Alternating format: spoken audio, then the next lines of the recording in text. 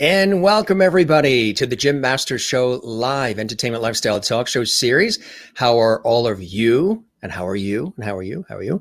Hope you're having a good day. It's the end of the week. It is Friday at the time of our live broadcast, and we are here comfy and cozy in our home studio with another spectacular episode of the Jim Masters Show live entertainment lifestyle talk show series that we have been doing for such a long time, 7 days a week, sometimes 2 shows a day. This is a place for light love and levity, or as we call it, lovity.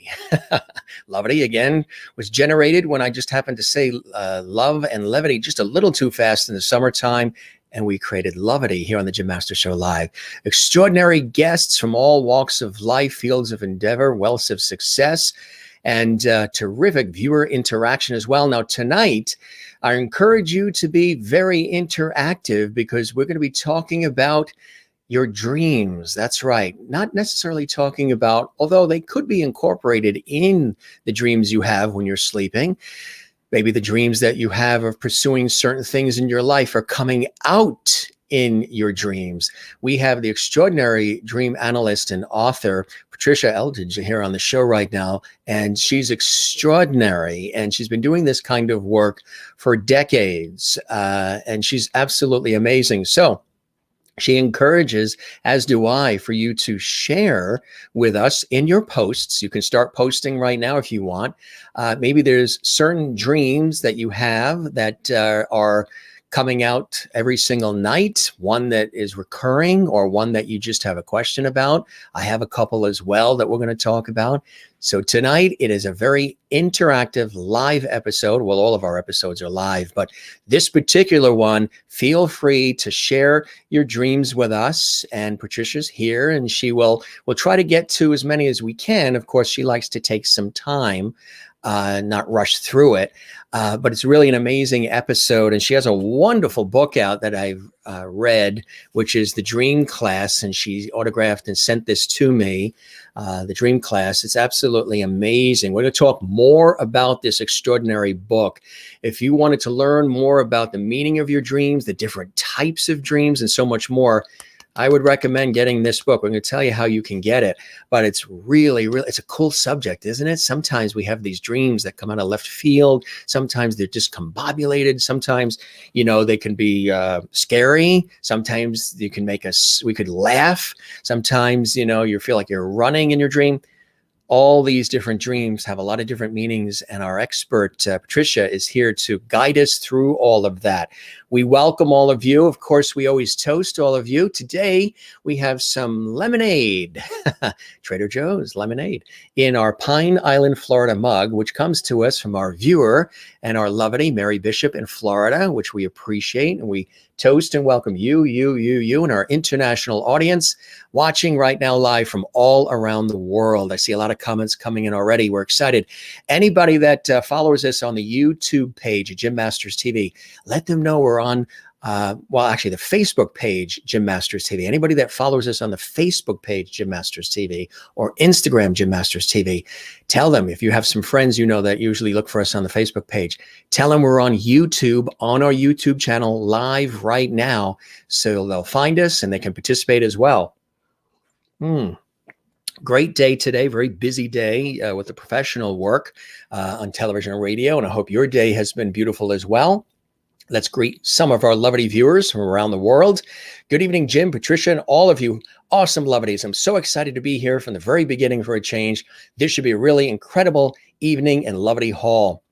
I let Patricia know all about, like I do with all the guests, about lovity. So she says, bring it on. She wants to be a lovity, and she's going to be a lovity. We welcome you as well. And nice to see everybody. Willie's watching in the Netherlands and Holland. Good evening, Jim and lovelies. Enjoy the show. I'm glad to know you enjoy the show. That is wonderful, Willie. Hope you're doing well.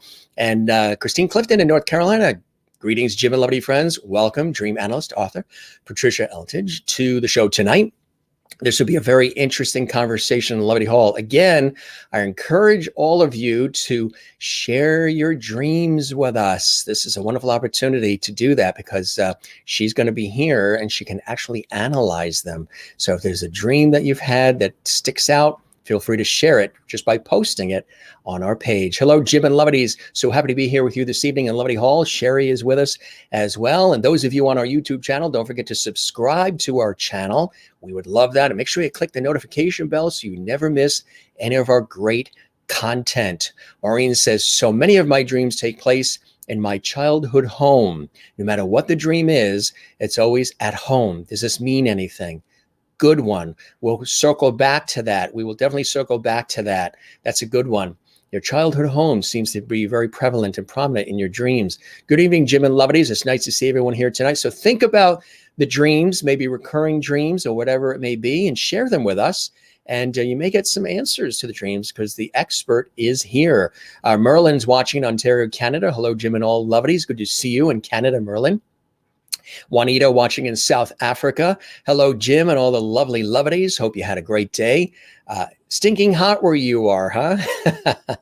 Well, I wouldn't say we'll warm you up then. We will cool you off here. And everybody's saying hello to each other, which I love, which is nice. And Merlin in Canada, welcome, Patricia, to Lovity Hall. You're now a Lovity. She's excited about that. Bernadette in Toronto, Canada. Bernadette says, hello, Jim and fellow Lovities. Happy Friday. Toronto is one city I still have to get to. Vancouver as well, as far as Canada. I haven't been to Toronto or Vancouver. Would love to. Nice to see all these smiley faces and all the Lovities tuning in. Jennifer Barry is here. Hi, Jim and guest and Lovities.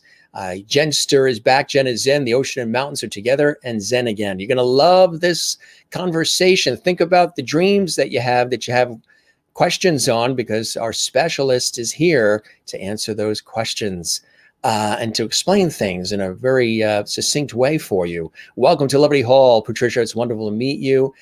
From Sherry, Kathleen in New York City does the same. Hi, Jim, and hi, everyone. Good to see you, Kathleen and Maureen. I'm so excited to see what y'all dream and what the meaning is. That's right. Share your dreams. Post them on our page right now.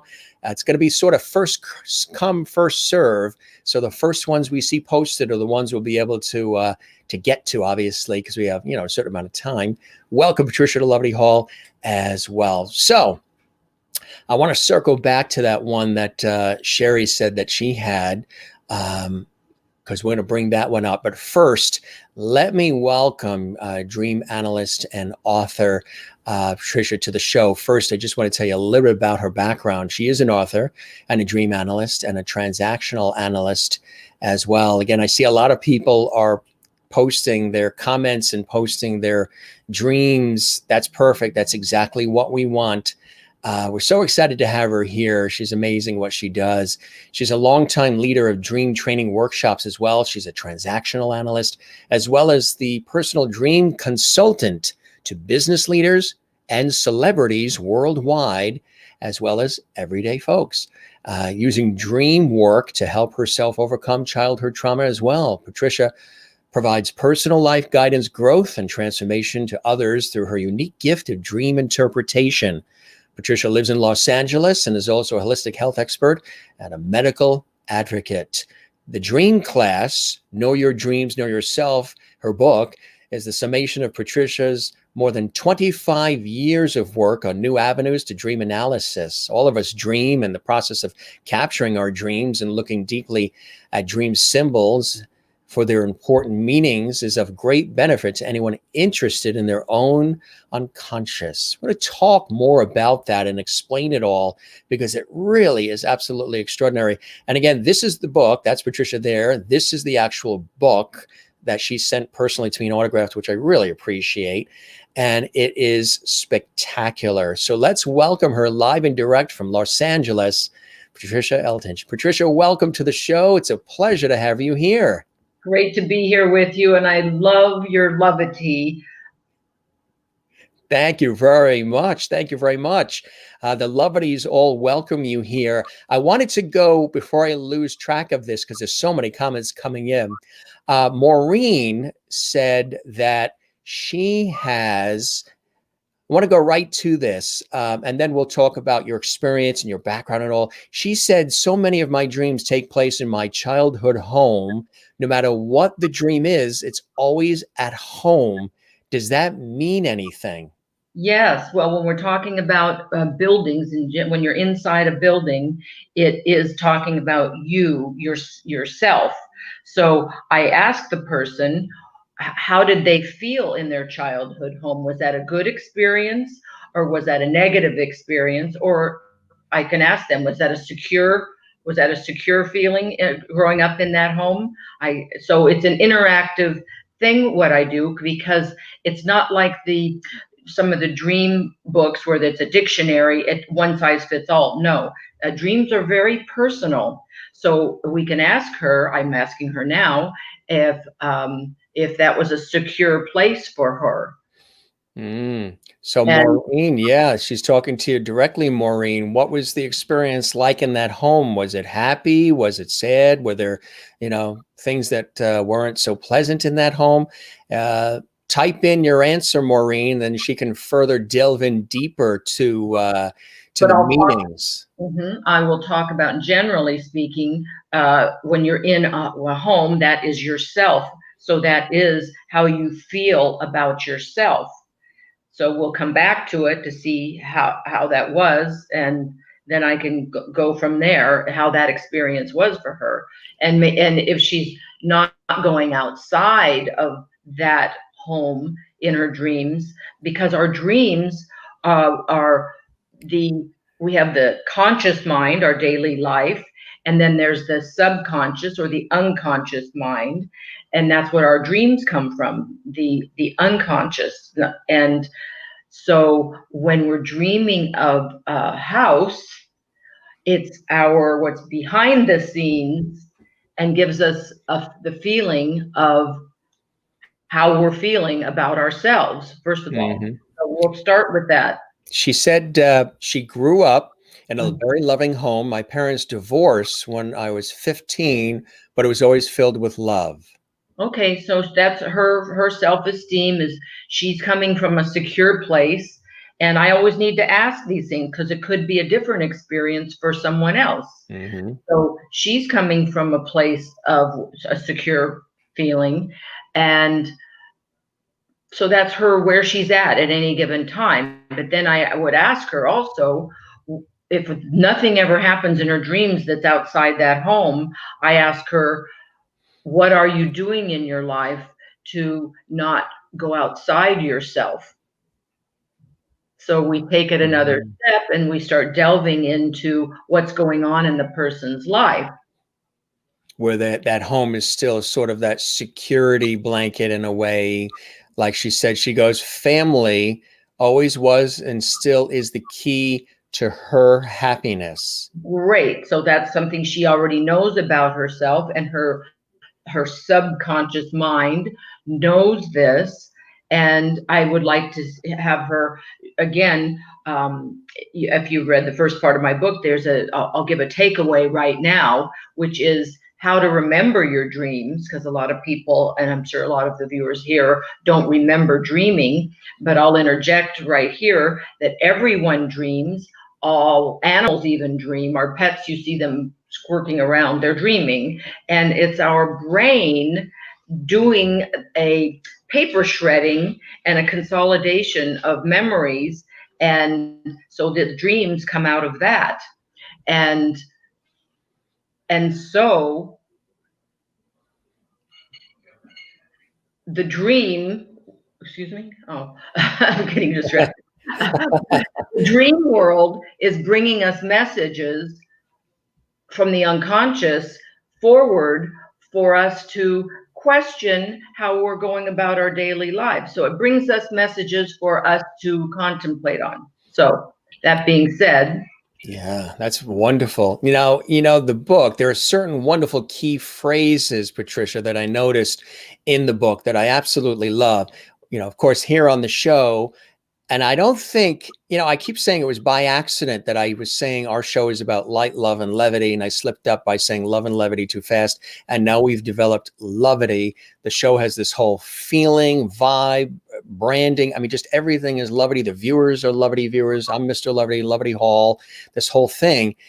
In a way, that might not have been necessarily a mistake, because it really does reflect how I think, how I am, I'm very, I try to be inspiring, uplift people. I look towards love. I look towards the light.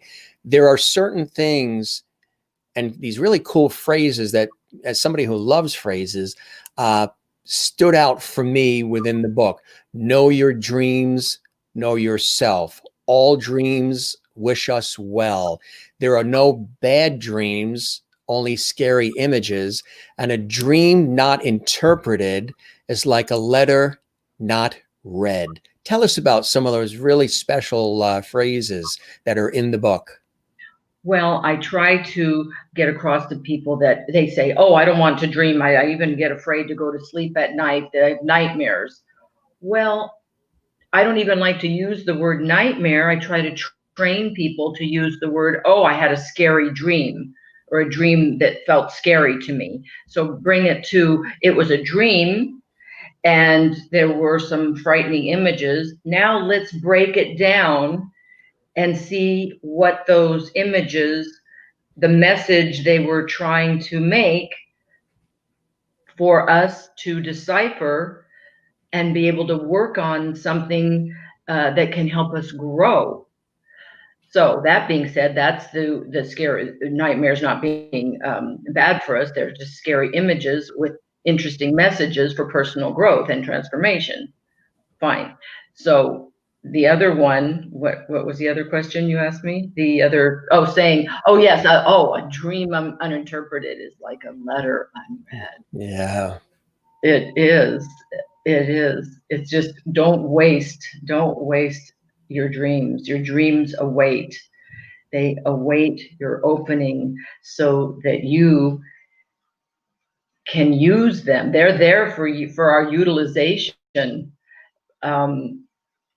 While we are not just interpreting our dreams, but examining our dreams, we are examining how we are interpreting our daily lives. Yeah. And also how we are interpreting our upbringing, our past, all the ways, all our influences that become part of our script. Maureen says, since I always felt protected but allowed to fly, could that have something to do with the fact I wish the same for my friends and family? And she is the one who dreams about the family home all the time, the childhood home.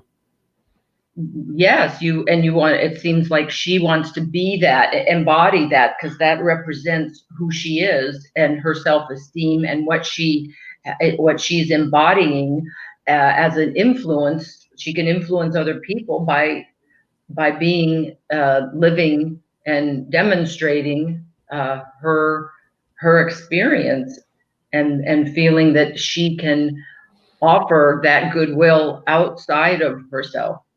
When she says family always was and still is the key to her happiness, is that an indication at all that there's a dependence on the family and the friends for her own happiness, and that she can't be happy singularly if they're not a part of the scene? Well, everyone is different. That's her key. Everyone has a different people have different keys. So that's where she has found her security. That's where her, as an individual, that's where she finds her security and her happiness. Now, I would say, have in a dream, would you invite yourself to step outside the house and see what is out there and experience what other experiences are outside the house, speaking metaphorically. And then I asked her, is she married? Is she partnered in any way? Right. Yeah. I love these questions that are coming in. There is one that I saw that I like, that Juanita in South Africa sent in, and she says oftentimes she dreams about really big and scary bodies of water, usually the ocean. Sometimes she's in it, never drowning, but terrified, or she'll know that it is coming and will try to warn others?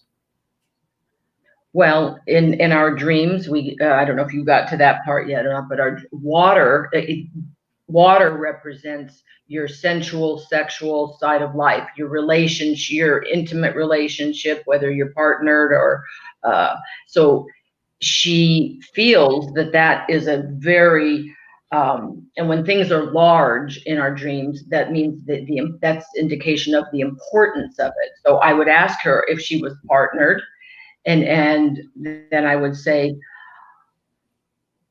how are you feeling about, are you afraid? Is it scary? Is it, are you feeling vulnerable? But she is allowing herself, it sounds like to me, to be immersed in it. Some people only go to the shore and maybe get their toe wet. So that's an Mm-hmm. indication that they have fear of intimacy and they don't want to get too near the water. Sometimes there's frozen water. There's all types of bodies of water. Well, she's experiencing one of the largest bodies of water is the ocean. The ocean. So it seems like she has had the experience and has been allowed herself to experience relationships in intimate relationships. However, there's still some trepidation here. Mm. So I sense the trepidation, yet she's still doing it, going forward and allowing it. So you can be scared in life and do. I will ask her, does she want to answer if she's partnered or If she's with single or not. single or Yeah. not. For free, Juanita, if you wanted to. The reason why that was an interest, and there's some others, and we'll share the other ones in just a second. The reason why that one stood out to me is I have a wonderful relationship with the ocean. The ocean for me, because I grew up, along the coast, the East Coast here in the United States. So the ocean calls me. I swim in it, surf it, windsurf, boogie board, float in it. I'm at one when I'm in it, the warmth of it, the movement of it. I totally respect it. I give over my power to it. I realize it's bigger than me. I realize it's more powerful than me. I realize in one wave it can wipe me out. I'm totally aware of all that and the things that are in the ocean as well. But yet it calls me, some of the risk that it comes with it, but yet the comfort that comes with that sort of envelops me. And I love the sunsets, the sand, the ocean is huge for me. It's a Zen place for me. But when I was a kid, I would always have this dream that was recurring, and it wasn't necessarily an ocean, but yet it would be the size of an ocean. And it wasn't fear of the water per se, because I love the water and the ocean. I'm the one you have to drag out of the ocean. But I would have this dream as a kid of this very narrow road, a very narrow road that had no curbs, no guardrails, nothing. It was just a road. And you didn't see the end of the road. The road is one of those roads that went on forever, had no ending. You just saw this road, blacktop or whatever. And what you saw was endless water on that side, endless water on that side, deep, dark ocean probably. But there weren't high waves and there wasn't rough, and it's just that the ocean water was just lightly on the road, just sort of like going over the road. So we were in this car and we're trying to navigate staying on this straight road with the slightest turn in either direction, the slightest slip off this narrow road that we could not reverse the car on. We could not turn the car around. We had to keep going with the water just teasing us, just going over the road just a little bit, and no guardrails or protective edges to it to protect us from the water, which the ocean is at the exact level as the road. The ocean we're not on a bridge where the ocean is way below. or we're in a tunnel. Like a berm, like a berm. It's sort of like there's the water, and the water Mhm. goes on forever, and it's deep. The road goes on forever, but yet the water is slightly coming up on the road, and we're still going. We never slip off. We never go into it in the car, but that dream would always come back. So when we would be in situations like that, where there was water on this side and there was water on that side, and we're on a narrow road and there's no curb or guardrail, I would say, there's my dream. I Now, wonder what that how old was. were you when you were having this dream? What age range, let's say? I would say probably 7 to 14. Okay, so this is the area where you're going towards, into puberty, but you are aware of the sensual sexual side of your life, but you're not there yet. So you know it's there and you aren't afraid of it. You know someday and cars, let me tell you, and who are you in the car with? Who's driving? I never see the people. Oh, but you're with other people as far as you know. I sense other people. Yeah, I sense them. And I you assume it's don't know. family, but I never see the other people. And who's And I don't see the car. I just see the road. you see the road and you know you're in a But you car. know I'm in a car. Well, Right. what a car represents your way through life.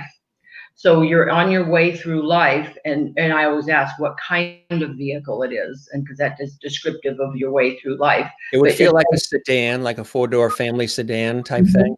Okay, so you're in your process at that age. You're in your process of your way through life, knowing that you're focused on the road ahead, and you're just waiting for when the time is right, because it's only an essence of the sensual sexual side of your life, tickling your tires, or as you described, just The barely. water sort of teasing us that, Mhm. you could slip So off on either side. you could get into it, but you're deciding your subconscious mind is staying focused on the road ahead, your way through life.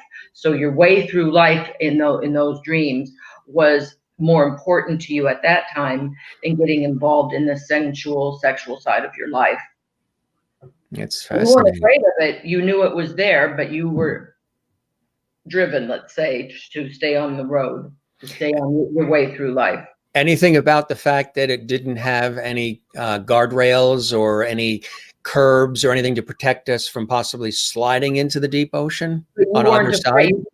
You didn't tell me you had fear. I Right, didn't fear. right. So it's there, and you're feeling okay with the potential of that side of that side of your life exists, but you're just not ready to dive into it. You're staying on the road and your way through life to get somewhere. Another one that actually sometimes I still get, I think this is a common one maybe, and sometimes it'll nudge me and wake me up out of sleep, is the feeling of that I'm falling off a cliff, that I'm at an edge of a cliff, and maybe we're looking out at the beautiful Grand Canyon or whatever, and we're at the edge. I've never been fond of that. I'm not fond of being at the very, very edge of a cliff. Like if I saw a dog there or a child, I'd say, get him back, pull him back, like this self-induced inertia will push you off accidentally. Not that you wanted to go off, but your body will just, a wind or your body will just push you up. So, and then sometimes just at the point where that happens, I wake up. I twitch or whatever. The cliff thing, once in a while, I still get that going off the cliff, or not going off, but just about, and then catching myself. Well, that is also, we talk about in my book, I don't know how far you got into it, about our masculine and our feminine sides. Mm-hmm. When we're up high on something, whether it be a high building, a bridge, or up, then we're in our masculine, which is our thinking, our doing, our action, So, and when we go down, when we're somewhere low in a cave or somewhere low, we are in our feminine, the our feeling centered part of our life. So you are up in your head a lot. You're consciously working and studying and learning. That's all. And we all are both, by the way. We all have our masculine and feminine sides, but you reside predominantly in your masculine. And so to come down into your feelings isn't always comfortable.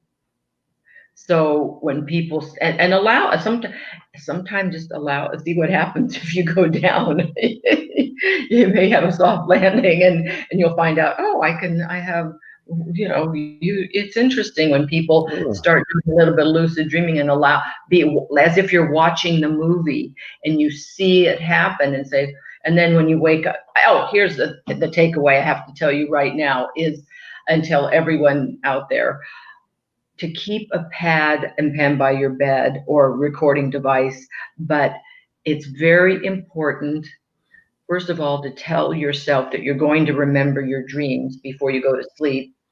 There's a state of consciousness called the Lyman state, which is the state of consciousness between sleeping and waking and wake and sleep. So as you're coming, you can set your Lyman, your subconscious mind, by saying, I'm going to remember my dreams, and then I'm going to remember to keep my eyes closed upon waking. So that's the moment. That's a 3 to 4 minute period upon waking when you're in this state. But as soon as you open your eyes, you're out of that state.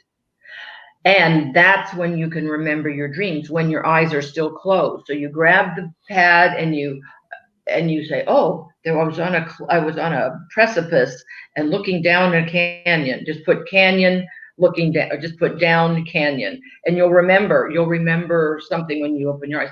But the second you open your eyes, everything just really goes like this, and you don't really remember the symbol. So I tell people, get used to jotting down a couple of symbols at first. Later on, people get it. The dream work is really, Jim, a practice. Like people practice yoga, people who practice learning the guitar, people who practice learning golf. Anything is, you get better at it with practice. And dreaming, remembering your dreams for our purposes, for personal growth and transformations, is a practice. Kathy Short in Cleveland says, actually the other one, sometimes I have a dream like I'm not breathing, like I'm not getting enough air. I have a dream of not breathing and not getting enough air. And that sometimes that will actually wake me up. And I'm like, but I'm fine. Is that overwhelmed? That could be overwhelmed, maybe? But I would also, it could be very real too. I would say you had to, if she's with anybody and sleeps with another person, I'd say, do I ever seem like I stop breathing? Some people actually have sleep apnea, and it's good to get that checked out. But it's also can be, if people are anxious, it depends. I would ask her to have somebody, if anybody is nearby, did they ever notice that she snored or did one of those, it could be, you do that well. It could be a type of, some sleep apnea. But on the other hand, if you have a fear of not getting your air, if you have a fear that you can't get in and breathe, I would start to ask them, what are your fears in life, in your waking life? Where are you choking yourself off? Right. Where are you choking yourself? How are you holding yourself back? So first of all, we have to rule out sleep apnea. Right. Because that's a physical thing, right? That's a physical health issue you would want to get checked out. And ask, if you don't have a partner, then ask a family member, somebody to sleep over and see if you go and have a nap or something, if you can do it. But I'd say if she doesn't answer, that it can be something where you are choking yourself off. You are you know how they say in the theater or when someone is performing, they choke. Mm-hmm. I would say, where are you choking? Where are you holding back? Why are you choking? And where in what part of your life are you like choking up? That's a good explanation. I love that. Kathy Short in Cleveland, Ohio says, and what does it mean if I don't dream? Oh, well, Kathy, you do dream. And here's what we were just talking about. In the book, it talks that there's a chapter on how to remember your dreams because we all dream, even our animals dream, our pets, all the farm animals, everything dreams. All animals dream. And this is a time when the brain is washing itself. There's actually a mechanism called the glymphatic system, and that's where we need to reach the states of REM and deep sleep so that the brain can wash out the toxins. And that's when we do the consolidation and storage of memories that are needed and discard the ones that aren't. So this is all going on in our unconscious mind. And then in the subconscious, we are collecting things to use later.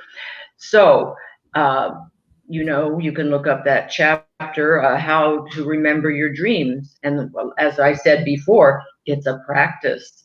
And I will say here too, Jim, that there are things that impede dreaming, which also means your brain is getting impeded from doing its job of Mm-hmm.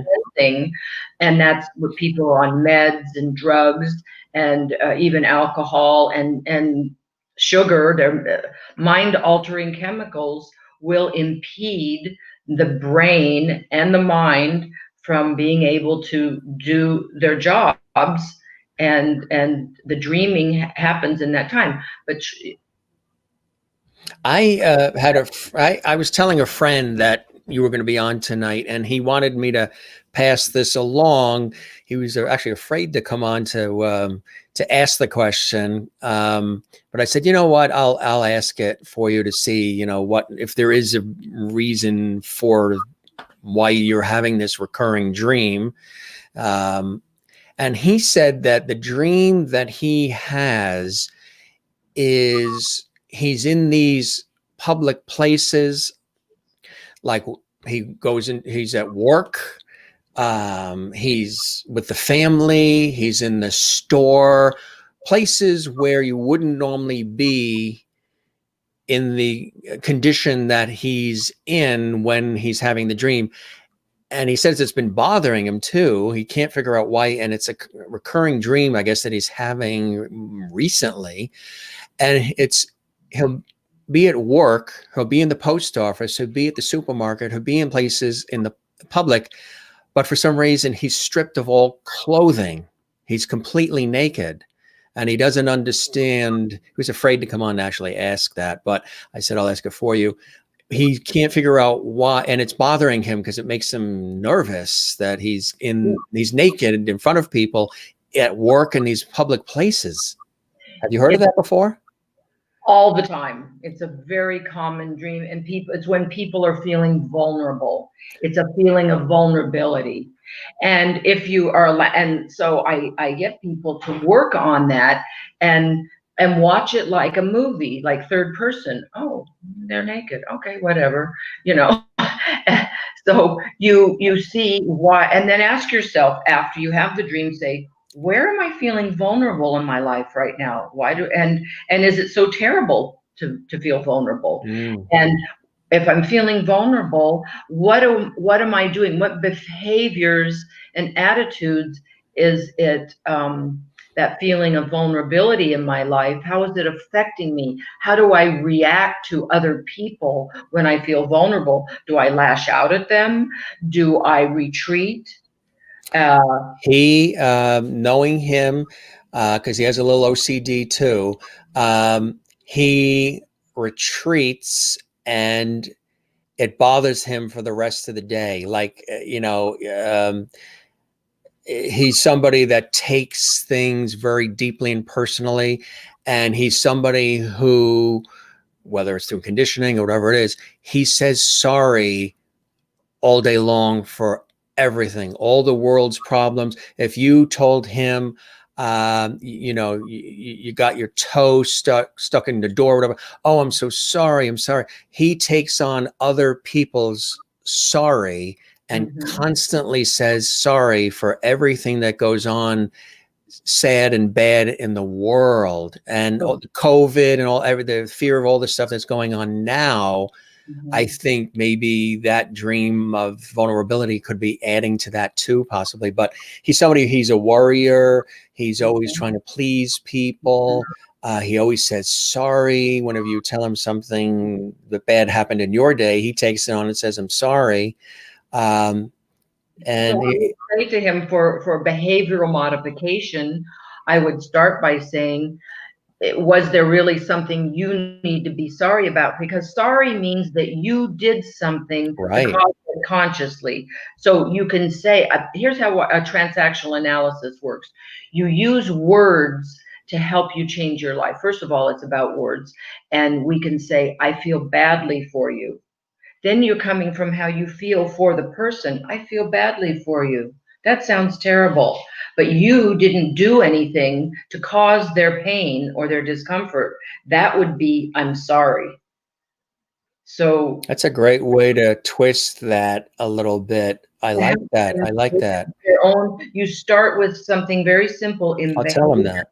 Behavior modification, which is your words first, and then you can start with words, and then your behaviors start changing when you start changing your words. Exactly. Well, I said that to actually a couple of friends, even did it with myself with the word perfectionistic, perfection, striving for perfection. And we had some recent interviews with some performing artists who talk about how, they get all nervous when they can't attain perfection in their performance, or they put so much weight on themselves to have to be perfect. And I said, well, here's what, because even in this industry, television, radio, there's time. You got to get out there and do it, and it's got to be perfect, and everything has to be aligned. But I said, how about you try this word? Instead of saying you're striving for perfectionism, you're striving for excellence. That's the word I was just going to say. That excellence. It's a nice replacement, and it's more liberating, and you can breathe. It's similar, but it's not perfection. Isn't that great? Yeah. That's how we start in behavior modification. Also, we would say strive for excellence. Not perfect, because perfect is very constricting and very. Nothing is perfect. God is perfect. Even the Navajo Indians, when they made their blankets, they left one stitch askew because they thought only God was perfect, and they like that. Yes, and they didn't allow themselves to be perfect, so they had to have a missing stitch. That's interesting. That is really interesting, because I always say I'm a Libra, so we like balance and harmony, and I've been told I have Virgo rising. So Libra, charismatic. We see both sides of a question. We're sympathetic, empathetic, prophetic. We're thinkers, usually have charisma, all of those different things. The Virgo likes things sometimes a little organized and things like that. So I said, I like to make sure, like that thread you said that they had, the Navajo left undone. I like to have the structure and the form of the whole thing, but I like to have that little window that's open, so I know I can get air and I can get out if I need to. Very good. Very good. An escape hatch. your friend just needs us to start with a word of, he can feel badly for other people, and that's acknowledging your feelings, your empathy for somebody, but not owning that you caused any pain. Exactly. So he should say, instead of I'm sorry, he should say, oh, I feel badly for you, or it's too bad that happened, or that. I'll tell him that. Well, actually, I'm sure he's watching right now. Yeah. In your book, Patricia, you talk about an early childhood traumatic experience that influenced your own interest in dream work. Tell us about that experience and how it moved you to actually start, which you've been talking about so far in our conversation, dream work. Right. Well, I was 5, and I was kidnapped, abducted, and molested. And I had my first awakening, an experience. I heard a voice that came from above. I thought it came. I was in a huge drainage ditch where the perpetrator took me, and I heard a voice way high up behind me calling my name. And when I was a small child, they called me Patty. And I said, oh, they're here for me. They're here. Oh, somebody came to get me. And that is what saved me at that moment. It was so real that the kidnapper uh, left the scene and ran under the highway, and I was left wandering around for hours in this drainage ditch until the police found me, and held on to that. They questioned me, and I didn't want to talk about it, and I didn't really deal with it until I was an adult. So from there, I sought. Well, my some of my behaviors then would be not trusting. So I'm a small child, but all of a sudden I wasn't a small child anymore in my mind. I felt like I had to always look out for myself and be suspicious of other people, didn't trust other people. And anyway, in my 20s, I started seeking and became interested in this kind of work. So you're receiving, I'm sorry, I didn't see that. I have a note from somewhere, just a moment.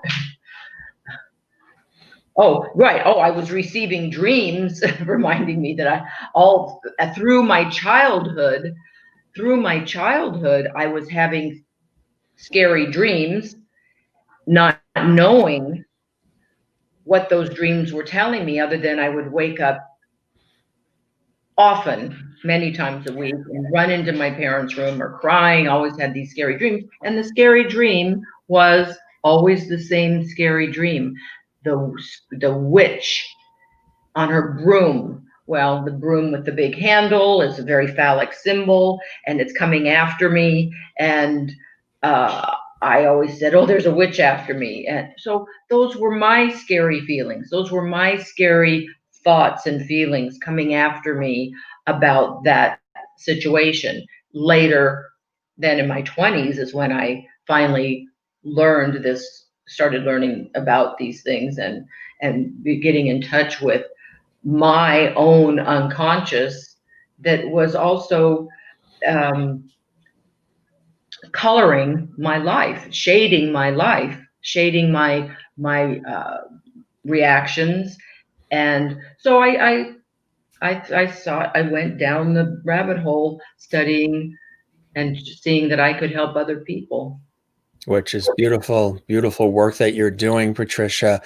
Kathleen's also in New York City, says that she sometimes dreams she's either falling or she's being pushed. Not sure if it's a cliff or not, but either being pushed or falling herself as well. Mm-hmm. Well, does it feel scary, the falling? I want to ask her, does it feel scary, or it's just a feeling of falling? That we talked about this a moment ago, where when you're allowing yourself to get into your feelings and be in touch with your feeling centeredness, that is not always pleasant. Where sometimes people are in there nowadays, especially this modern society, everything's tech, everything's work oriented, and sometimes when we're starting to get in touch with our feelings, it's a jolt.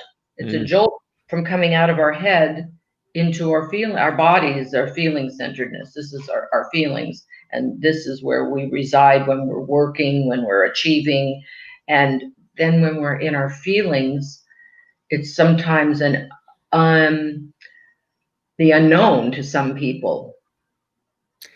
Christine says in North Carolina, I have similar dreams to Juanita in South Africa, with huge waves coming towards me at the beach. Another is being in a large building, not finding a door out. All the doors found keep bringing me to other doors. So can't escape this building where there's all these doors, but they just are endless doors. Mm. Well, the waves, again, we talked about water and I say again, the huge waves, were they scary? Are you comfortable with big waves or uncomfortable with big waves? I ask, where the person's comfort level is when they're dealing with water images. So the waves are important. They say big waves. So anything big in your dreams is something that's meaningful and big in your life. And so I asked her, where's your relationship at this time? Where is your relationship turbulent? Mm.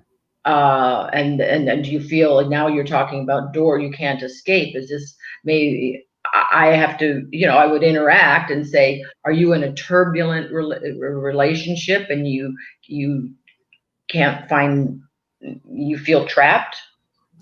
That could, I'm guessing, and Christine, maybe you can answer that question, Christine Clifton, because she does add in, she also has dreams where she can't even wake up. She feels awake in the dream, wants to open her eyes, move her hands, arms, legs, but it takes her all her might to finally open those eyes. It's frightening too. And that's Christine. Don't try not to be frightened. It's easy for me to say don't be frightened, but we are in a state of semi-paralysis when we're sleeping. And so once you have the awareness that that's what this is, when we sleep, our autonomic nervous system takes over so that we breathe and all our organs function, but the part of our brain, the prefrontal cortex, our thinking brain, has to shut down to do all this other stuff it needs to do while we're sleeping. So it also shuts down our motor, because if we're dreaming and we're dreaming of running and doing all these things, we don't want to really be doing it. So anyway, it shuts our nervous system shuts down enough so that we're not running around and waving our arms around the place. So that is a natural semi-paralysis that happens.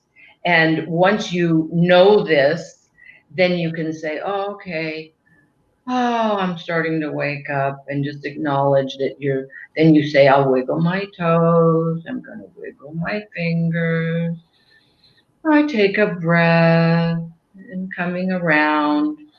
So you're coming out of that sleep state, which has a type of paralysis. Mm. It's interesting you say that about the paralysis, because there's been times where, and probably even within the last year or so, where I've had a dream where I'm witnessing something, and I want to call out to warn somebody, or I'm being chased, or something's happening and I can't speak. I can't. And I've been told sometimes I'll even say like a sound in the bed at night, like or something, where I'm actually trying to say words of warning, but I cannot get the words out and I cannot speak. It's almost like you're watching a cartoon and the person runs and they always tend to fall down when the thief or the monster is chasing them. They always tend to fall. It's sort of that sort of sensation of how I'm a communicator. I'm a born communicator. And now during this, I can't warn anybody. I can't get the words out that look what's coming, or I'm being chased, help, or yeah. So I would say, where in your waking life are you gagged? Besides, you're not gagged now. This is your show. Unless yes, in some ways you might be, just out of. Meaning there's a lot of things I want to say that I'm not saying, more than likely. That would be a whole other show. I should do a second show. After hours. Right. But this is the Levity show. Right. There's some area in your life where you feel gagged. Where I'm just like holding back. Probably, yeah. I would say that's right. Yeah, I like that. You can't say everything. You're on the air, but right. There's certain things you want to say about a lot of different things you see go on, and you can't. Merlin in Ontario says she keeps dreaming about her husband who has passed, not always pleasant ones either about him. Okay, when we dream of people in our dreams, let me go back to the book where we talk about the hierarchy of symbols in our dreams, which are people, nature, and things. So when something is furthest away from coming to consciousness, it's things, a table, a rug, things. The next level coming towards consciousness, to coming to us getting a message, is nature. So that's animals, landscape. Then we go to people. So when people are in our dreams, we're at the level of where it's really coming to consciousness and ready for us to hear a message. And then,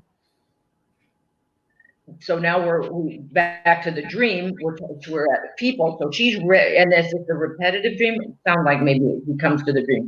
So people in our dreams, they are representation of aspects of ourself. So I would say, what was the character type? Who was that? Because we have all these central casting in the Rolodex of our minds, and our minds use these different characters for our message. So this person, I would ask her, what was, in a nutshell, what was his character type? And then that character type, if you can describe that person in a nutshell, then the dream is talking about that aspect of yourself. And what aspect of yourself do you need to be dealing with for your personal growth and transformation? And then we start working on that topic. So sharing what his personality, what her husband was like, could be very revealing in helping to determine the essence of the dreams itself. Juanita, who's in South Africa, who had mentioned that she has these dreams of ocean and water and fear of all of that, and you had asked if she was single or married. She said she's married, but her husband works away. It's a bit complicated. And what was the original? Where she has the recurring dream about with the world water. Okay. the water and the ocean, right? Mm-hmm. The depth of the ocean. Mm-hmm. So he works away. So she's not thrilled about that. It's turbulent. That's a feeling of turbulence to her. And she never drowns. She says it's usually the ocean. It's big and scary, bodies of water. Sometimes she's in it. She never drowns, but she's terrified, or she's trying to warn others. I would say, Juanita, I would say, are you terrified in your relationship that something could happen to you and you would be left alone, or there's something scary to you in your relationship?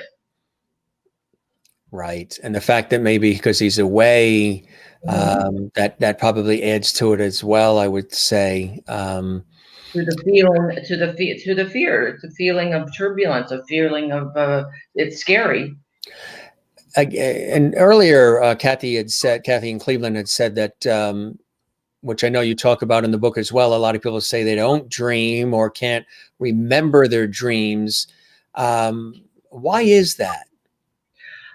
Well, I would ask the person, are they on any medications? A lot of medications prevent us, and I really tell people nowadays people going through the pandemic and everything are taking tranquilizers and sleep meds.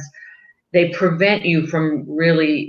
really do prevent you from reaching the states of sleep that you need for the brain to do its work.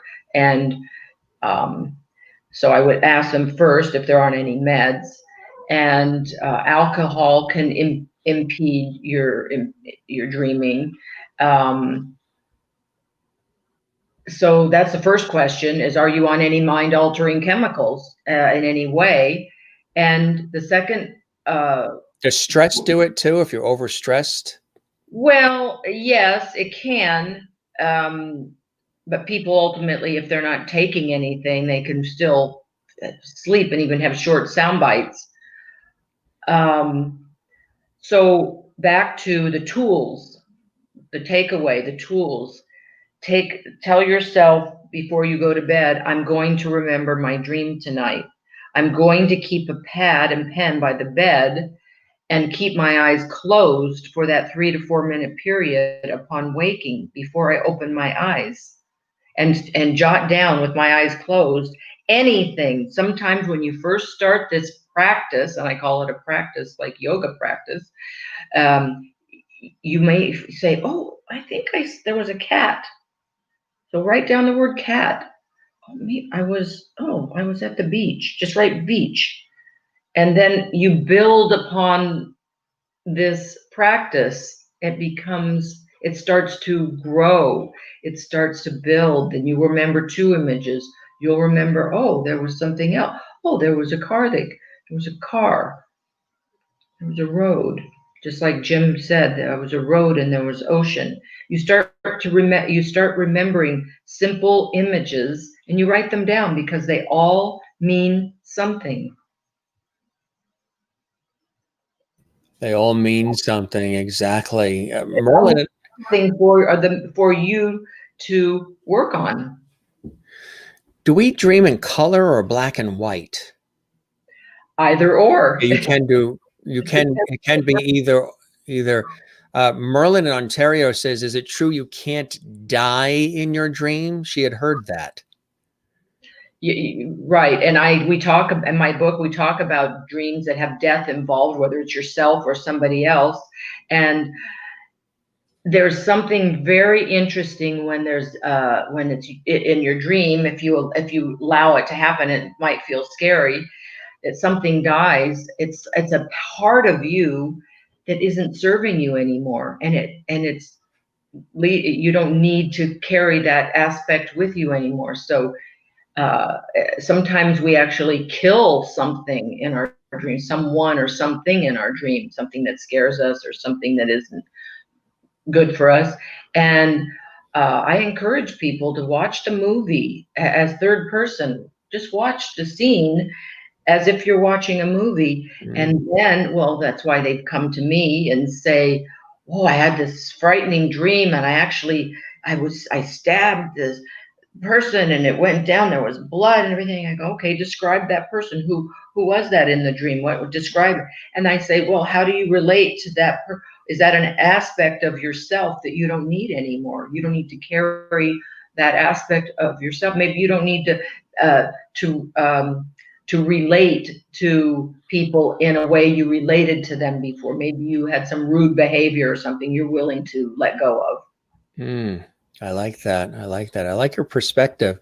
The book is absolutely fascinating, and I just want to tell people it's a page turner. You learn so much about yourself in reading this book. How can we learn to capture our dreams? That sounds fascinating to me. Capturing them, and define capture for us. Does that mean capture them and apply them to our awake hours? Or tell us about capturing our dreams. Well, we were talking about capturing. It starts by we talked about that, is telling yourself before you go to sleep, I'm going to remember my dream tonight. Tomorrow morning when I wake up, I will remember my dream. And that's the first thing you do. And keep a pad by the bed or recording device. So that's capturing your dream right there, is telling yourself that you're going to remember. Capturing is remembering, but I like to say you're capturing it because you are going to remember it, and you've captured it. If you remember one symbol, you've captured a piece of your dream.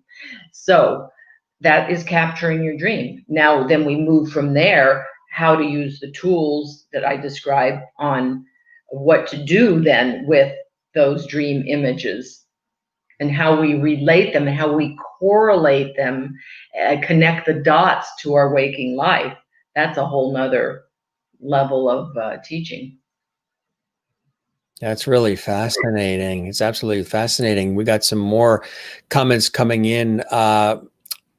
Bernadette says, how about waking up feeling a pressure and fear, and as if someone is standing over you, but you can't scream. And after a bit, finally, you can move again. Something or someone's over you, but you can't yell out to say somebody's over me. I start to ask, since I had a traumatic experience as a child, I would ask that person, first of all, did they have any childhood or any traumas, maybe not childhood, maybe even as an adult? Did they ever have any kind of molestation? Or even if it wasn't a physical molestation, was there a fear of someone invading your space, or your fear of molestation, or some sensation that you would be violated? These things come up with people, especially girls and women, that have these memories that maybe there was something unsavory, either that did happen or that was a potential unsavory circumstance. And you have memories embedded in your psyche of those times. Then that's also what she said, starts to correlate with the paralysis that we all have when we're sleeping. So if you have something that is a past trauma, and then you also feel this paralysis upon waking until you come out of it, so that adds to the fear, and the vulnerability, or the fear that you could have been violated. Linda Odell, who's watching in St. Augustine, Florida, says, here lately, I'm dreaming of myself and my fiance on stage, and she's singing to him. Our eyes gaze at each other like a twirling motion. Both of us are holding on. When the song is done, we kiss, and I wake up. And then I say, what's next? Oh, well, your fiance, you're in the stage of life now. You're not married yet. You have a fiance, and you're looking forward to what's next. This sounds like you're happily going forward with your relationship, and this is correlating, connecting the dots to your waking life. So you're looking forward to what's next. And that's a good one. That's a good dream you're having there, singing to each other. And all good dreams. All dreams are good, even the scary ones. Merlin in Ontario, Canada, said she had a nightmare when she was 4 years old of horses jumping out of a painting on the wall behind her. Then she would sleepwalk right out of the apartment and walk downtown. A cop would always bring her home. Sleepwalking. Yeah, well, some people, I happen to have been a sleepwalker when I did it. My sister did it. Yeah. Yeah. And my father said, I said words. I guess I said a couple of words one time that I was sleepwalking. I would come out of the room and went into the living room. And for some reason, I was a kid. I wanted to go down in the basement, which wouldn't be the normal choice that you would want to just voluntarily go down into a basement, but I wanted to go down into the basement. And of course I didn't. But I also said a couple of words that if I had been awake, there would have been a problem if I had said those words as a kid. My sister actually came out of her room when she was a kid, sat down on the couch, looking right at us, and had a full conversation with us, looking right at us. You wouldn't have even thought she was sleepwalking. And then when she was all finished, went right back in her room, right back into the bed. Isn't that fascinating stuff? That's overriding this paralysis thing. And that happened to me too, several times as a kid. And it's just real, it's unusual, but it can happen. And back to the horse, I wanted to ask her about the horses. Can I see that? Can you put her dream up again? Yeah, it's about when she was 4. Okay. Well, the horses jumping out of horses are again, now we talk about people, nature, and things, the hierarchy. Well, the horses are nature, but horses are a masculine image, and they can be overpowered. They're large. So there's something in the masculine world that was frightening to her, and she wanted to get away from it so badly that her scary thoughts that were overwhelming. Horses for a 4-year-old are massive, and so there were some really scary ideas, scary thoughts. Horses represent the masculine, and she was so frightened. She got out of her sleep paralysis, the natural sleep paralysis, and ran away from her scary thoughts. So I would ask her at that time, what was scary to her in her waking life at that time? What was scaring her that was overwhelming? I like that. Kathleen in New York City, she also had mentioned that she has the dreams of either falling or being pushed off a ledge or a cliff. And you would ask, is it scary? And she says, it feels scary. I wake up when I start falling. I jump when I wake up. And that's what I get too, or have had, where when I just about feeling like I'm going to fall off the cliff, I don't feel like I'm being pushed. I just feel like I'm going to fall off it.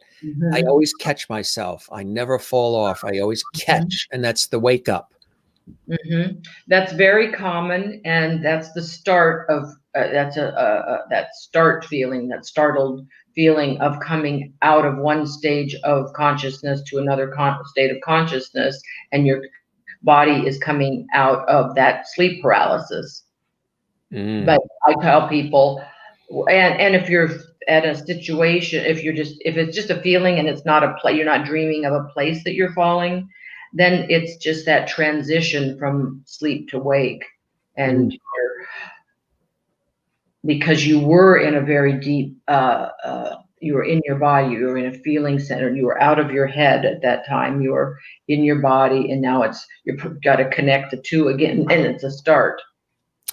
In the book, too, you talk a lot about dream symbols. Can you define a dream symbol for us and how we can organize the many types of dream symbols that exist?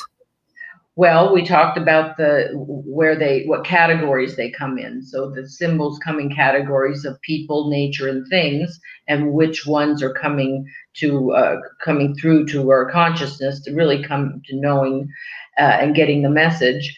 And like we talked about bodies of water. Water is your sensual, sexual side of life, and how that's a barometer of where you're at in that part of your life. So you can have anything from a waterfall to an ocean to a puddle to a dripping faucet to a pond to a swamp, a creek. So there's many, a bathtub, the pool, there's all forms of water. And so that's that. And then there are symbols like cars. Cars represent your way through life. I had a client who for many years had dreams always with his cars were falling apart, broken. There was always something broken about whatever. They would be different vehicles, but always the cars were broken. There was something wrong with the cars. Well, he worked on his way through life. He worked on how am I going to fix my way through life? So it gave him some direction, something to work on, because his subconscious mind was telling him that. It was telling him, come on, get your act together with your way through life. And so that is the symbol. The symbol of the way through life is a car. It could be a buggy. It could be a skateboard. So it could be a limousine, something, a Bentley, or, so we say, oh, well, this is your way through life. And then we talk about going up a hill, people lose their brakes and things like that, and going down hills. Anybody else have a question of a particular symbol? And we can get into that symbol. There's every kind of symbol you can imagine. Everything is a symbol in our dreams, everything. Jennifer Barry, who is in Allentown, Pennsylvania, she always says she needs to be Zen. She says she used to sleepwalk to the stairs in the kitchen that went to the basement. And just as she took the step, her mother would grab her, pull her back, woke her up. But she always wanted to escape reality. In real life? She wanted to escape reality in her real life or Yeah. in her Mhm. dream. Well, Good. That's a good question, Jennifer. Yeah, it's because there's a difference. We were escaping reality in real life, or we trying to escape reality just in the dream? Or would having a dream like that be a signal that she's trying to escape reality in real life? well, she's trying to get down into her feelings to maybe she's being raised to produce and be very productive. How old is she when she's having these dreams? Sometimes we are trained in the era of women's lib. Not that I'm Yeah. against women's lib. Obviously, No. I work, but we sometimes women drive so hard Yeah. they lose their sense of femininity and their sense of their feeling centeredness, and so there needs to be brought back some balance. And like we talk about balancing our energies, we're all masculine and feminine, and which one we're putting forward at any given time. But if we're always producing and always operating out of our masculine, then we're not honoring our bodies and Right. our feeling centeredness. So it sounds to me, I don't know if this is an old dream when she was a child, or it sounds like it was in. I wanted to So, know why did she sleepwalk always to the top of the stairs of the basement when she hated the basement? well, she hated the basement. It sounds like she was trained to stay up here, and she wanted to get down into her feelings. And she also says she was a little kid and she wanted to escape both really in real life and in the dream. She wanted to escape reality, both. Well, maybe she did. I don't know. I would want to talk to her and say, were you allowed to be a little girl and be in your feelings and experience yourself as a little girl, or were you constantly trained to perform and be productive only and not have your feelings honored? And um, so we talk about, again, balancing our masculine and feminine energies. It sounds like she was desperately wanting to get into her feeling centeredness. I just wanted to tell people, share with us some of your extraordinary background. This is work that's not only in your heart and soul, but you've been doing this for a long time, and background also in psychology and so much more. Tell us a little bit more about your extensive background in all of this extraordinary work, Patricia. Well, like I said, it came around from having been in the natural healing world and helping people and having a clinic with my former partner, and with alternative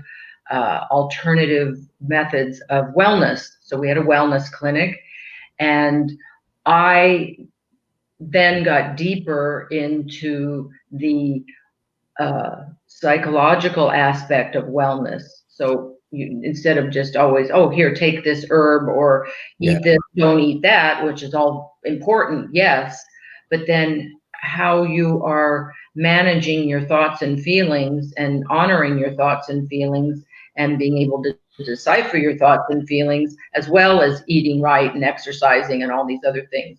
It's just an area that I wanted to go deeper into and help people in that aspect, because Mhm. it's the whole unconscious is is unfathomable. Absolutely. It really is. It's like the universe. It's just limitless. It's absolutely limitless. But so we're so fascinated by it. The human mind, the universe. These are things that we don't always have even definitions for, but they fascinate us in so many different ways. What is the importance of colors in dreams? I had asked, do we, some people say, well, they think they only dream in black and white, but you can dream in black and white or color. When there is color, what is the significance of that, Patricia, as you describe in your book? Well, there's a whole section on colors, because sometimes a particular thing just might have a color in a dream. Like I say, someone might be somewhere and they see, or they're driving and they say, "Oh, I'm driving a red car." red is passion. Red can be a lot of things. Red can be passion. That's our root chakra. I talk about the chakras too, and the chakras are energetic centers that are represented in colors. So, but I also asked someone this again. The dream work is very personal. We talk about if there was a yellow house. Well, maybe your grandmother had a yellow house. So that may be something that you related to. And that was either a good experience, a bad experience. So we talk about, so yellow could be something for that person that would be something for someone else. The same way as, there was a piece in the book where a woman dreamt of her bra and underwear black. She didn't really wear black underwear, but she saw black underwear hanging on a door in her bedroom. Well, she was also subconsciously preparing for her mother's death. And her mother had been ill for quite some time and quite elderly.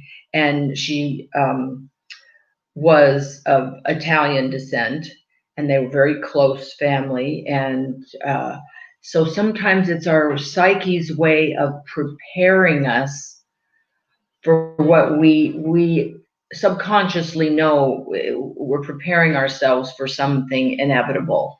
So if you look at underwear and it's black, well, black is a color of mourning for people, especially of her cultural background. And that's the first layer of clothing, the first layer next to your heart, a black bra hanging on the door. She's preparing herself psychologically, subconsciously, to be putting on the mourning attire. That's fascinating. That is really fascinating. Speaking of the Italian connection, Jennifer, who said that she would sleepwalk and always go to the top of the stairs of the basement, wanting to escape reality in real life and reality in her dreams, says, with the Irish accent, "Me daddy let me be me and let me talk. Me mum was Italian and controlling, had to be perfect in what I said and did. She was always with her father. He let me be me and be free. I love and miss him." So the dad was more allowing you to be free and be a kid and grow up and experience life. And her mother was much more controlling. You have to be perfect, sit up straight, say this, do this. Just what I said. She wanted to get back to feeling like she felt when she was a little girl, when you can be in your feeling centeredness. And I had a feeling that's what was. I didn't know it was the mother that was the one who was keeping in her productive mode, her masculine perfectionistic mode. And she doesn't want that. She wants to be more balanced and be in her feminine. And the way she felt when she was with daddy made her feel like a girl. Like a girl, and in her feminine, and that and so the mother was promoting her to be more masculine, and so her dreams are leading her down into the base, trying to get her to get back in her feeling centeredness and be in her feminine. Congratulations, very good dream. That's a good dream. Yeah. If everybody else has any questions or dreams, share them with us. Linda in Florida asks, has anyone ever told you about a dream or a recurring dream and it becoming reality? All the time.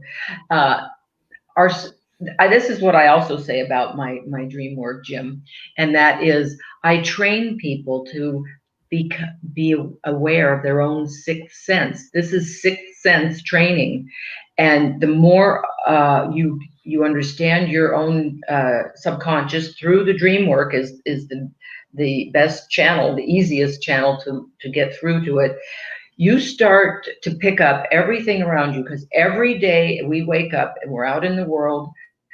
Everything we see, taste, touch, smell, hear is coming through. Everything is coming through our senses to us. We're gathering all this information every second, every millisecond. We're gathering information and storing it. And we actually do know things before we think we consciously know them. Our subconscious mind is a well of things that we really know. Mm. And so this dream work gets you in touch with that, and you end up. One of my clients is a very successful business mogul, and his partners often have said to him, "What are you, psychic or something?" When he makes these decisions, and he knows, and he's done this work now for 4 or 5, almost 5 years with me, and he makes decisions easier. He knows what he senses.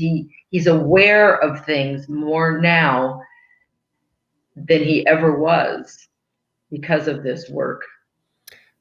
Jennifer Barry in Allentown, Pennsylvania, mentioning the mother controlling and the father more free, and top of the stairs, basement, escaping reality, has said, "You nailed it. You nailed it. That is exactly what the scenario has been in her life. The mother wanting more controlling and doing, stand up for yourself and all, and the father tapping into more of the feminine side and letting her be a girl, and that's an interesting way of looking at it. I wonder if her mother did it to protect her. Maybe, you've got to be a strong woman because maybe her mother had to be strong or something. Maybe generational situation. A lot of modern women have this issue. It's very common these days because we have the right now. We have the right to work. We have the right. So we have to make we don't have to, but if we want to be balanced, we need to make a conscious effort to balance our energies and often our parents, they want so desperately for us to have the most. They don't do it out of malicious. They don't know any better. They're taught the way they're taught, but it's up to us now as adults to say, I want to balance my own energies. I was born in a female body, and I'm choosing to identify with female, as it were. Nowadays you can choose to identify however you want, but then follow your energies in a way that they're balanced. So this work applies to straight, gay, non-binary, whatever, to have your energies balanced. However you identify, we still have masculine and feminine energies, and we can be most optimally operational when our energies are balanced, and knowing when we need to access our masculine and when we need to be in our feminine. So this is the subtlety of my work also. Absolutely. Yeah. Somebody mentioned earlier about dying in the dreams. And I know you mention in the book the common occurrence of death dreams. So what does it actually mean to die in a dream or to see somebody else die? Okay, I mentioned this briefly before. We all have many aspects to ourselves. So depending on what's dying in the dream, sometimes people say, "Oh, I dreamt my somebody died." A parent, especially, it's dramatic if it's a parent in the dream who dies.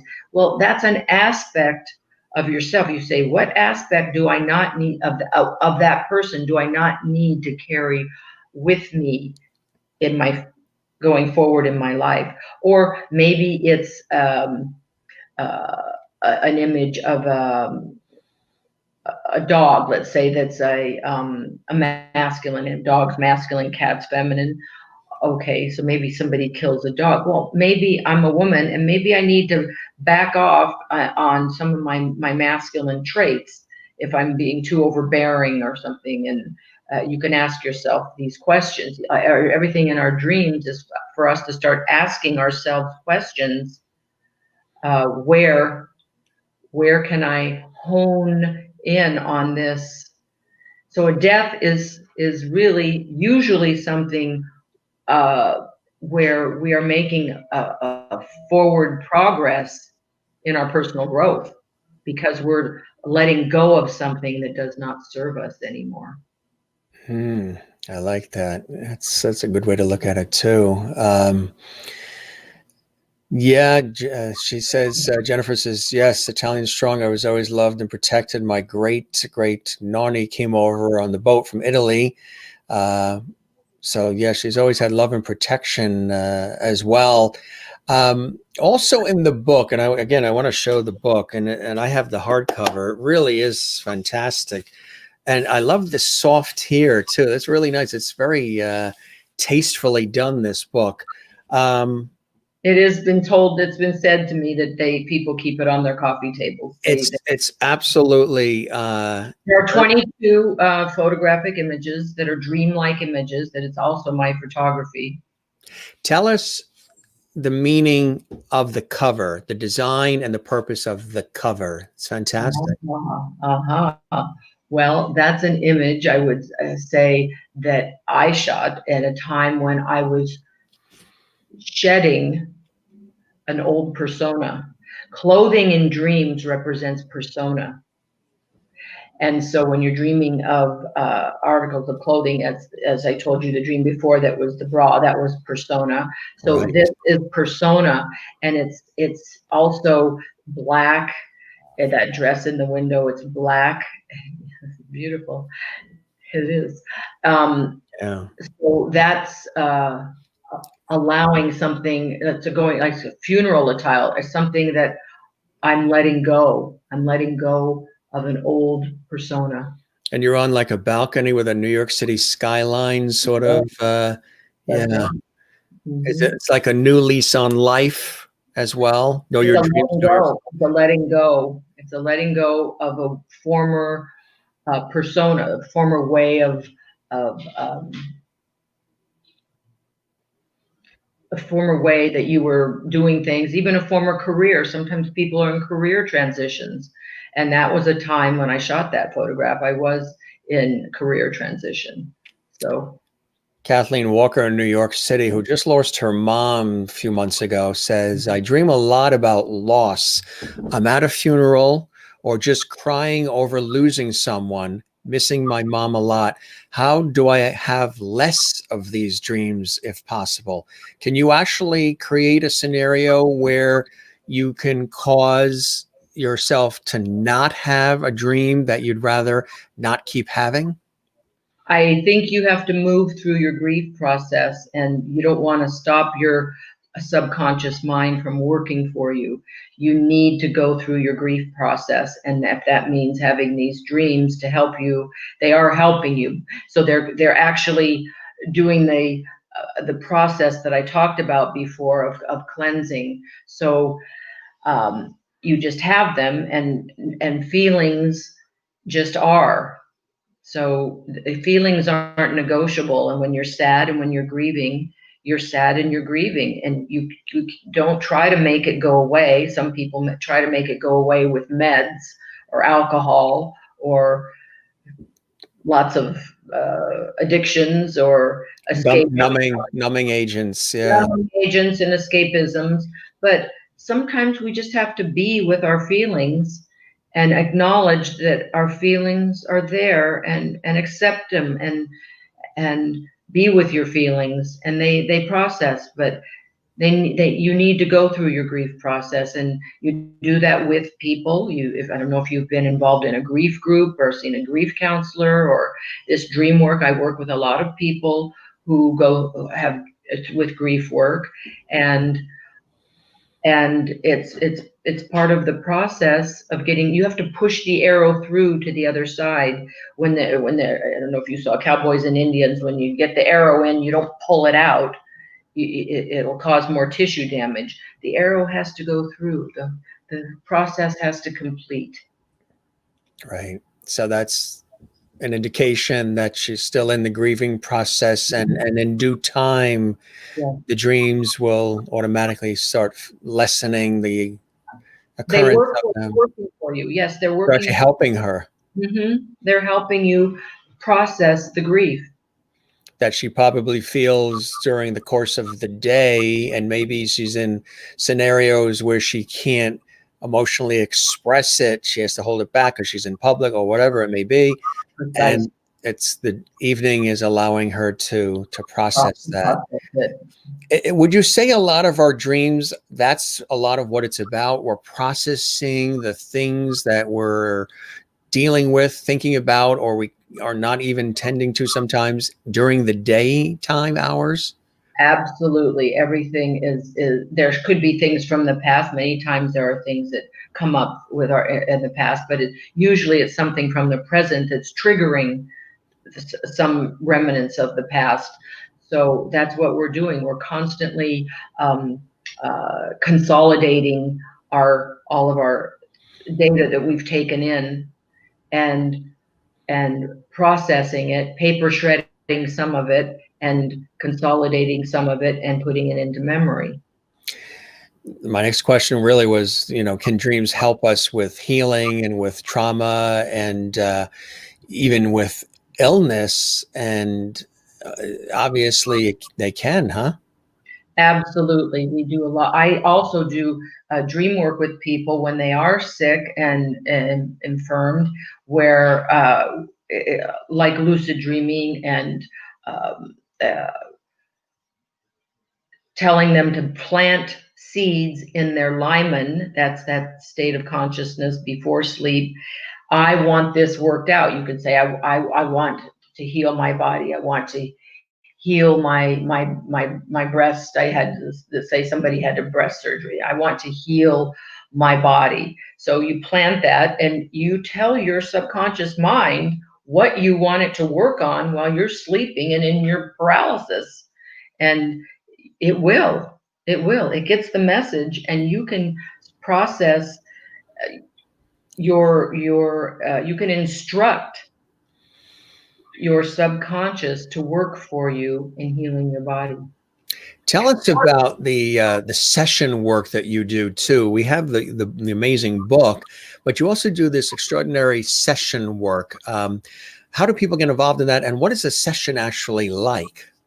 Well, we're kind of doing it now, but it's interactive. I ask questions. I ask if they have some symbol or a person in their dream. We get into it. We get into the depth of it. Who is that person? What do they represent to you? What is their character type? Okay, what were they doing in this dream? Where were you going? And oh, what kind of car were you in? Oh, is this the way you're going through life? How are you handling your life right now? Are you really doing that? Do you really want to be doing that? So we get into it. We get into it. And if people are open, and then I teach them then where to go from there, how you can start managing and decision making. This is a really important work for becoming better with your decision making. It provides more clarity, doesn't it? Yes, this is all about having clarity and finding balance in your life. So we are finding balance, we're gaining clarity, we are moving forward much more easily than we could if we didn't understand what was going on. It's just all of a sudden things pick up and you're, wow, how's this happening so easily now? Because of the understanding. And it's like, oh, wow. And things all of a sudden open up that you didn't even know how that could open up, because you're allowing it. We start being more open-minded when we get in touch with our subconscious mind and let it come through, let it bubble through and bring us messages. Everybody's thanking you too. Maureen says this is absolutely fascinating stuff, and it really is. And I would imagine it is for you every day when you have an opportunity to converse with people in the way that you do through the sessions or the feedback you get on the book too. It must be extraordinary and phenomenal for you, knowing that you're inspiring people and you're giving people an opportunity to sort of see essences of nuances of themselves that perhaps maybe the puzzle pieces weren't all put together, or they were on a treadmill that just was like a hamster going like this, and no forward movement, no positive movement, and you're able to sort of help dissect some of it and bring it to them in ways that can be very eye-opening, revealing, positive, and I would imagine even sometimes life-changing for them, right? Yes. Well, I look at it like an onion, and just the thin layers of the onion, gradually we become exposed. We start exposing ourselves, our core. And once we start shedding these outer layers, we we can be more fully present. What would you say to anybody watching, because I'm sure you have this question once in a while, who is resistant to any of it, or understanding it, or saying, oh, dreams are just dreams, they have no purpose, no meaning, it's just chemical processes in my head and all of that? What would you say to somebody watching who's sort of on the fence in that way, to have them realize that this is the real deal here? I would say when the teacher is ready, when the student is ready, the teacher will appear. So look at the book, or tune into more things like this, or just try correlating a dream sometime. Just try writing some symbols down of your dream for yourself, and try to connect the dots to your waking life. How could this possibly connect to some things that are going on in my waking life? It always does. It always does. When you were writing the book, what were some inspirations that you had, and what was the inspiration for putting the book together? And were there things that you learned even more about yourself as you were writing this fantastic book? Oh, yes. All of the above, right? All of the above. Well, it was actually my longtime teacher and mentor, Dr. Pat Allen, who's 86 now. She pushed me I used to teach with her. She did the forward in my book, actually, and I was very honored and grateful. And she told me many, many years ago that I was gifted and I should pursue this in a deeper way, and that I had a gift to offer. And she pressed upon me to do a book. Like I said, we taught workshops together and weekend retreats. Wellness retreats, retreats on everything, but we had always a dream section where we would have the people give them some preliminary teaching on, let's say, Friday night, and come to class the next day with their dreams, and sleep on it, and then come and do the dreams the next day. Anyway, we did that for many, many years. And she goes, Patricia, you have to do a book, and I want you to definitely have it before I decide to leave the planet. So I worked on the book for many, many years, and I had never done a book before. I've been teaching, I've been dealing with people privately, and doing workshops and classes. And finally I had my piles of all my piles of stuff. And then I met my wonderful publisher. I was walking on the beach with a lady friend, and I said, I've got everything I need for the book, but I don't know how to make it a book. Yeah, make it actually put it all How, together. how, Yeah. how do I have this a book? And I have somebody to introduce you to. She was little more than an acquaintance. I knew her not that well. And I said, okay, I really need. So I met Eitan Boritzer, my publisher from Veronica Lane Books, and he saw the whole thing, and it was his idea to use he saw that I had photography. It wasn't my idea in the beginning to use, and my photography happens to be very dreamlike. I've been shooting images since the 70s. And he goes, oh, your photography is so dreamlike. You have all these dreamlike images. So that's how the book came about. Mm. And Pat, Dr. Allen, is still on the planet, and she promotes them. She loves the book. She's thrilled that I finally did it. You did it. Kudos to you for doing it too, because it takes, determination, resilience, and stamina, and to stick with it too. How did you know when the book was finished? Sometimes one of the toughest things is to either get started or to know when to put the period on the very last sentence.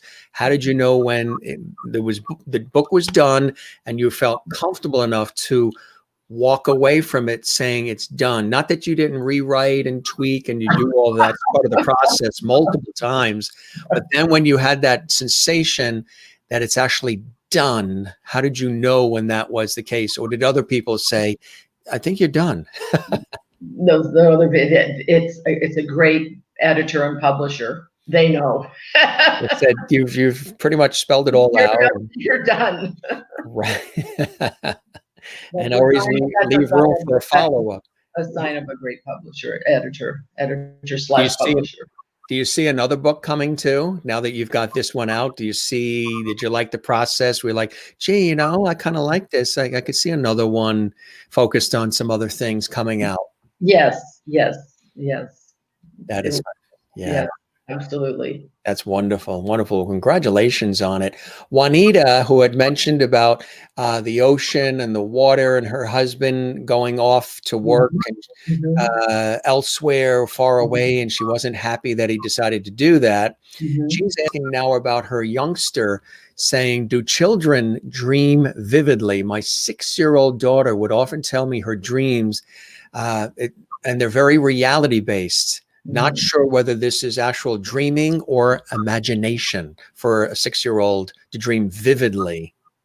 Well, 6-year-olds would dream vividly because they don't have all the scripts yet, really, and the society morals and all these things pressed on them yet. They're free. Children are free to dream vividly, and I encourage it. I do deal with parents and children. And there's a wonderful book called What is Dreaming? And that's and Veronica Lane Books has the children's book, What is Dreaming? And I recommend that to all parents whose kids are dreamers, or they want their kids to experience their dream world. Christine Clifton in North Carolina says, I also have happy dreams where I'm seeing friends I haven't seen in a long time. I've had several dreams of her father, who has since passed, is hanging with me, and it's a vivid feeling, real. And he transitioned on August 4th, 2019.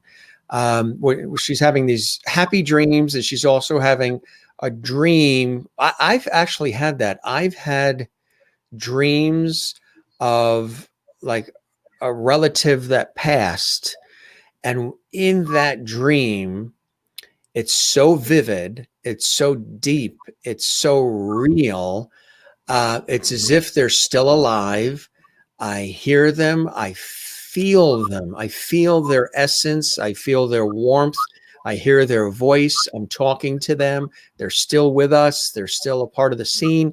But when I wake up from it, that feeling of them still being here, that feeling of the essence of who that individual was that isn't duplicated anywhere else. It's that relationship we had with that loved one carries through. When I wake up, it doesn't end for a while into the day, maybe even the next day. That feeling of that human being that's no longer with us is strong, present, and there. And it started in the dream about them. Okay, what that is like I said before, the people in your dreams, whether they're presently alive or deceased, they represent everything in your dreams is an aspect of yourself. So the person you dreamt about that is no longer on the planet, there's some character type. I would say, what was the essence of that person's in a nutshell? Was that person's character type? Is that something you want to share? Charismatic, funny, warm, social, a communicator, a hugger, You own this. the life This of is the, This yeah. is the aspect that you own, and it's represented in this character. Like I said, we have a cast of thousands in our central casting in our subconscious mind. So you own this. This is who you are. You own that essence, and so you're dreaming and accepting and experiencing that aspect of yourself, and it feels good to you. You own it, and that's who you are. An aspect of you have. We all have many aspects to ourselves, but you're owning that aspect. And those are the aspects that I'm in tune with that person that I'm dreaming about. That it's as if the person hasn't passed. In that dream, you feel them so strongly. That's It's as you. if it's just another day and they're right here and you're talking to them. But you own those aspects. I are still with it or within me. Yeah. Those aspects are aspects of yourself. You're in your dream world. You're just using that character that because you're just using that character to reiterate to yourself, hey, I'm like that. That's me. So you're giving yourself really, and I like that. That's a good dream. Yeah, that I like when that one happens. That's a Well, good. you embody all those things, all those aspects, and even when there are people in our dreams who are not so nice and creepy or whatever, we say, "Oh, now I know I have that aspect. Did I do that? Is that something that did I go off on somebody today, or did I kick a dog or whatever? You know, what did I?" So we own all these. We have different pieces to ourselves, and we have to own them, and then we decide which ones we want to keep and hone, or which ones we're saying, well, maybe I don't need to have that character come up so often. That's right. Maybe I want to tamp that one down, and maybe I want to promote this one. Yeah. Why do you love doing this work, Patricia? I know it brings you great joy and blessing, inspiring others and helping people sort of figure out some of these things in their lives that, again, as I said earlier, can be extraordinary, but also at the same time can really be life-changing in so many different ways and can actually be liberating, freeing, can answer so many questions. What are some of those things about this that you find truly inspirational for you, joyful for you, therapeutic for you, and a real blessing for you? That's what it is for me, because I know what this type of work did for me, and like anything, when a person teaches the very things that they needed for themselves, you keep reiterating for yourself. So it's a give back. It's a two-way street. It's an energetic exchange. So when I'm giving, when I'm doing it, it's also energetically feeding me. Isn't that the best scenario? I've always said that to people. When you're helping others and you're feeding others, you're being fed. You're being fed.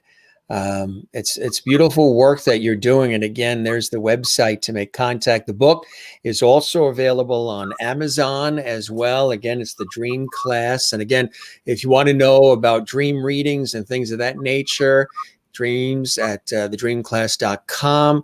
And again, the book is fantastic. And as Patricia has mentioned, it's written in a style. I mean, the pictures are absolutely incredible, and they all have various representations and meanings. Everything is broken down in a easy, user-friendly way. The font is a nice size for everybody too. That's always a consideration. I love the font size is nice. And to encourage people to just do one chapter at a time, because it's a learning experience. You don't read it like a novel. No, right. You read one section at a time and absorb it. And what I have found in reading it fully from cover to cover already and which is why people are probably saying it's a great coffee table reference book, is that's exactly it. It's a reference. I have gone back to the book 2 or 3 other times and read certain sections again and picked up other things that I missed the first time, even though I read through it. Little nuances. It's the same thing as when you hear a piece of music, you hear it the first time, there's that shock value of hearing it the first time. Then when you hear it again, you hear it again, you hear different instruments, different nuances of that material. Same thing when you read the book. So and again, you'll get little, because it's so much, it's to absorb, that you will get one piece this time, and you'll get, oh, another piece will click in another time. Exactly right. Exactly. You can go through the book one time, let's say one day at a time, one chapter at a time, and then after that, people use it reference like. And I encourage all of our Lovity viewers, this is the land of Lovity, to, if you do order the book or make contact, let Patricia and the folks know that you heard about it and were introduced to her right here on the Jim Masters Show Live. She would love to know that. The publishers would certainly love to know that. And we appreciate Etan and the publishers reaching out to us and introducing you to us. You are absolutely amazing. And I want to show you some of the comments already coming in. Kathleen says, I need to get your book. Juanita in South Africa. Thanks, Patricia. We'll be looking out for the children's dream book too. You're going to do that. It's called What is Dreaming? And you can find it on Amazon and also veronicalanebooks.com. She says you're definitely spot on about the water and the ocean in her dream. Christine Clifton in North Carolina, USA. Thank you for your explanations, understanding of many of our recurring dreams to help us. Bernadette in Toronto, Canada. Thank you, Patricia. Stay safe and stay well. Jennifer Barry, Allentown, Pennsylvania. Thank you, Jim and Patricia. Kathleen in New York City. Thanks, Patricia. This was so interesting. Stay safe. Really, I love conversations like this. I love figuring out life. I love psychology. I've always had a real interest in this kind of work. And it's, you're living your bliss, aren't you? You're fulfilling your own dream by doing this work, aren't you, Patricia? Yes. So I'm hoping you feel comfortable calling me with a dream, Jim. Absolutely. Absolutely. I hope this show, the Jim Masters Show Live, met whatever expectations you had, and you enjoyed your time with me, as I certainly have with you, Patricia. It was absolutely terrific. Pleasure, real pleasure. And you're also welcome back anytime too. So let's stay in touch and let's stay connected, my friend. Sweet dreams. Sweet dreams. Thank you for joining us. You have a wonderful night. Did you enjoy yourself? Great. Wonderful. Yeah. Nice format you have. Can you feel the lovity? I feel the lovity. It's a good word, isn't it? I love your word, lovity. Well, you take care. And Maureen says, coming in. This has been an evening of fascinating learning. Thank you, Patricia. Stay safe and stay well. A lot of good lovity coming your way here. You have a good night. Thank you to you and to Etan and to everybody. And we'll stay in touch, and you be well. Okay. Bye-bye. Was it that fascinating? Absolutely. So maybe you learned some aspects about yourself, or maybe now you're questioning some of those dreams that you've been having that have been reoccurring, or perhaps you have a few more questions that are unanswered. Well, again, here's the book. It's really a cool book, and I've already read it twice, and once in preparation for our conversation, but also the second because I found a few more things that I had questions on, and then I had like a dream or two. And you're going to find yourself doing that. What you're going to find is you're going to have a dream. Maybe, the day the book arrives, you'll have a dream or two, and you're going to run right to the book and like, wait a minute, okay, oh yeah, okay, so that means that, which is really, and we talked about the common dream symbols and things of that nature. The pictures that are in here, the photos are absolutely amazing. And Dream terms as well as another thing too. Analytical psychology and animus and so much more. It's all defined. It's all broken down. Cool book. And very happy to have this. So this was a fascinating conversation on the Jim Masters Show Live, right? This is an entertainment lifestyle talk show series where we tackle all different themes, all different topics, from all walks of life, fields of endeavor. That's what a true talk show is like. Something for everybody, the way the traditional talk shows used to be, like Dick Cavett and Johnny Carson and Merv Griffin, Mike Douglas, Dick Clark, Steve Allen, bringing in some of the modern vibe and the modern sensibilities of today. We're combining some of the old school talk show methods with today's vibe into the Jim Masters Show Live. You always learn something. You're always entertained, educated, light, love, and levity on our show. And I certainly hope you enjoyed this exciting and fascinating and thought-provoking and inspiring episode of our show. And we'll do more like this as well, because I think when we learn about ourselves and we get some questions answered about ourselves and the things we're thinking about or maybe worrying about or concerned about, it can really make your life a little bit more fulfilling and easier and lighter. And Patricia helps people do that as well. Sherry says, good night all and stay safe. You too as well. And Maureen. And thanks for all of the sharing of the dreams, gang, as well. I know that isn't always easy to just share openly, about personal things like your dreams, but you guys did a phenomenal job, and really, really cool stuff was shared tonight. I shared a couple of the dreams as well. Again, there's the website to learn more. The book is available on Amazon, thedreamclass.com, and also for the dream readings, dreams@thedreamclass.com. And if you do make contact, mention that you watched it all on the Jim Masters Show Live. Of course, they would love to know that. I want to let you know that tomorrow we've got an amazing guest, winner of Star Search. Remember Star Search? Also an American Idol, an actor and singer extraordinaire. We're very excited to let you know that we have Sam Harris on the show. You've seen him in a million different productions, television, film, stage. He's amazing. He's here tomorrow night on our YouTube channel at 7 p.m. Eastern, 4 p.m. Pacific, live and exclusively. We're looking forward to him being here. That's going to be amazing. Then on Sunday, live, Nikita Burston, wonderful dancer, actor, and singer. All kinds of plays and off-Broadway and so much more. He is extraordinary. Nikita is going to be with us on Sunday, live at 7 p.m. Eastern, 4 p.m. Pacific. We're excited about that. And then on Monday, we've got another incredible singer and actress and so much more. This is Kirsten Tolles. She's going to be with us on Monday. Look forward to that. Tuesday, you know him from years and years on Days of Our Lives, One Life to Live, Friday the 13th, the movie, and so much more. This is actor Kevin Spertas. He's going to be with us live on, Wednesday, actually. Wednesday of next week, live, 7 p.m. Eastern, 4 p.m. Pacific. On Tuesday, Anson Williams is going to be with us. Yes, from Happy Days. He's going to be with us on Tuesday, live and exclusively here. Wait a minute. No, I'm getting this backwards. Anson is with us on Wednesday. So let's start from the beginning.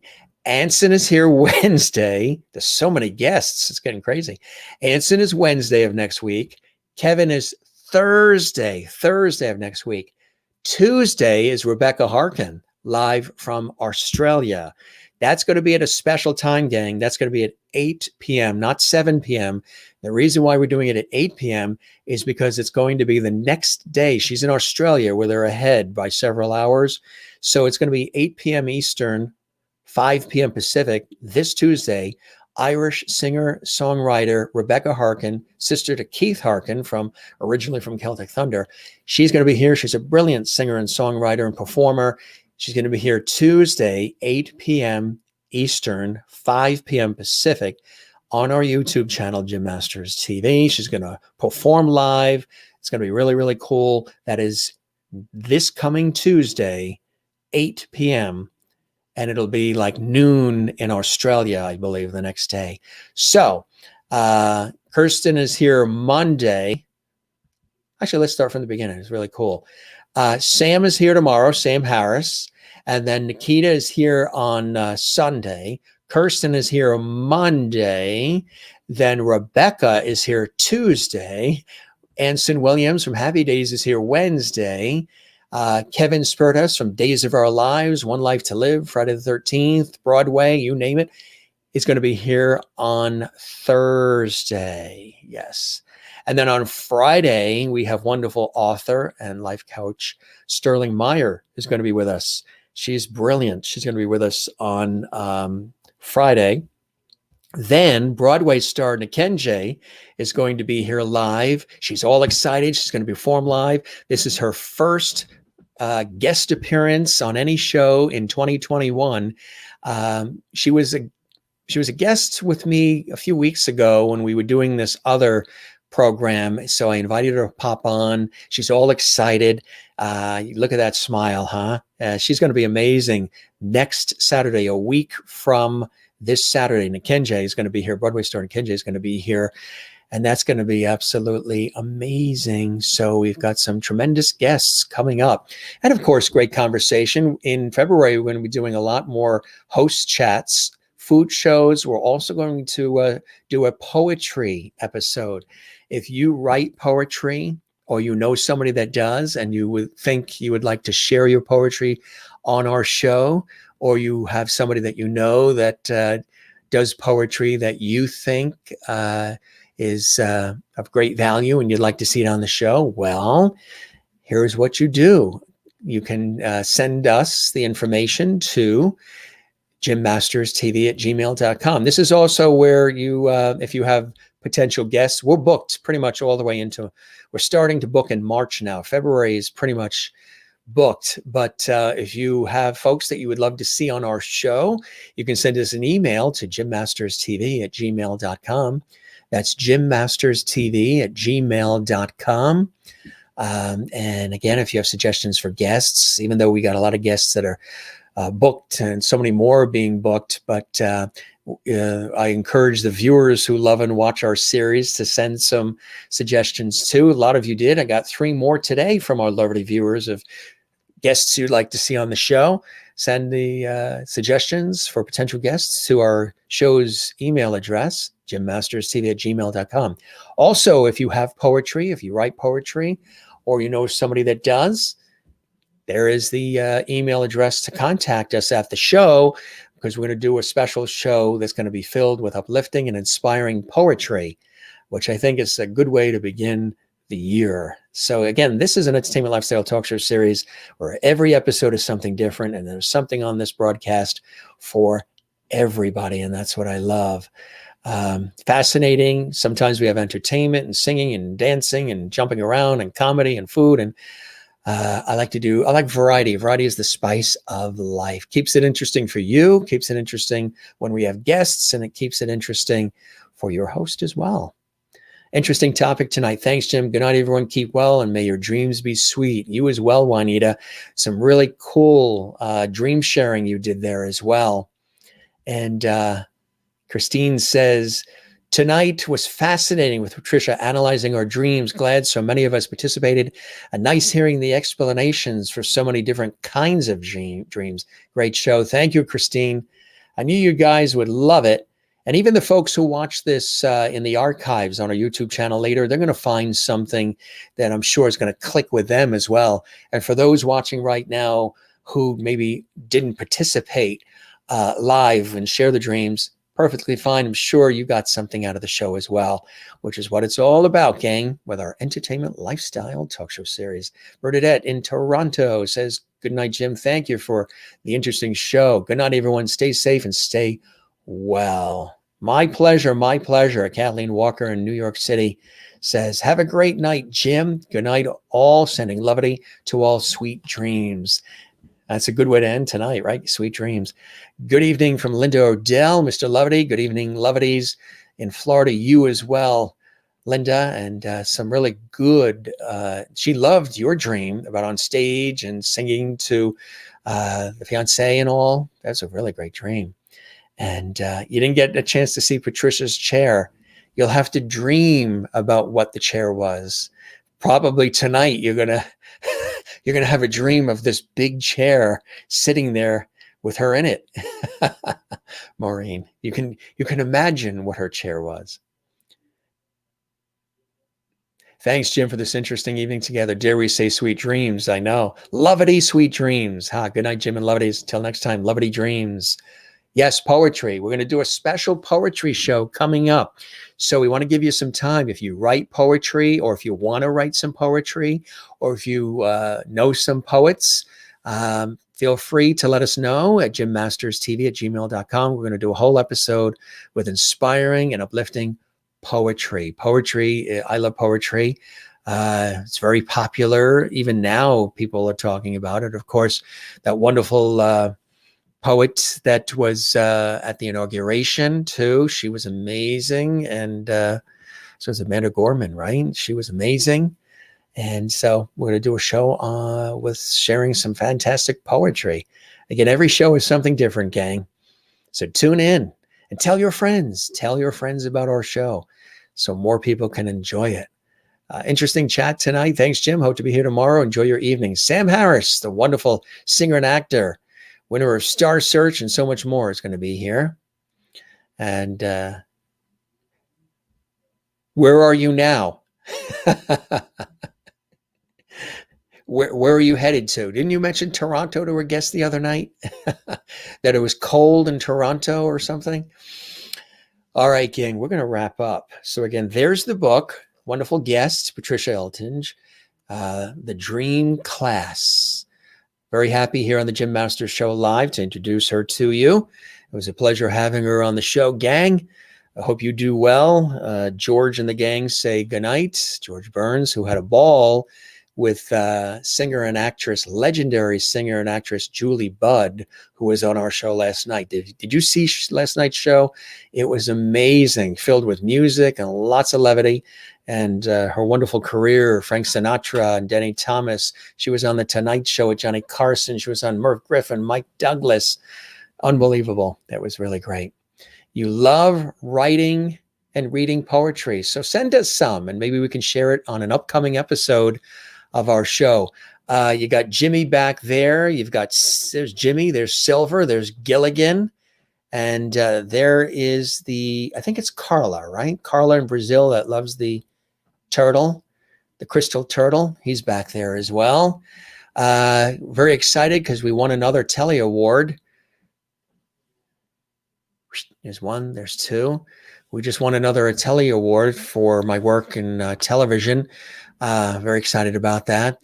Just arrived today, and it's for my work hosting and producing, writing, editing, and directing. And in the field of television, we just won another Telly Award, a second one that just came in.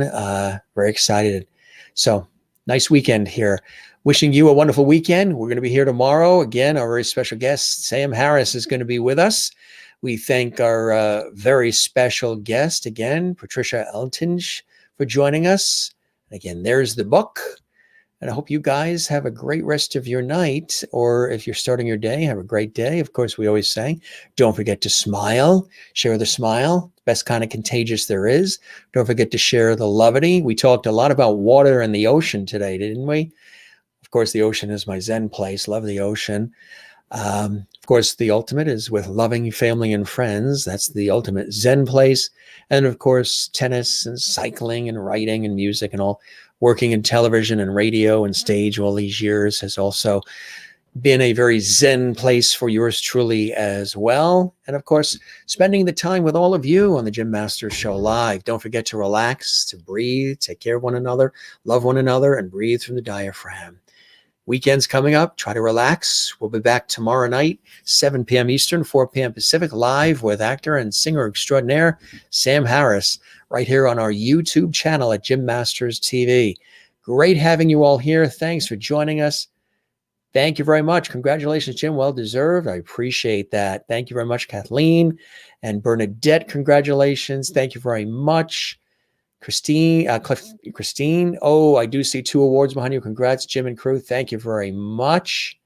And that's actually for not this show. That's for my professional work in television, those awards. So I thank you very much.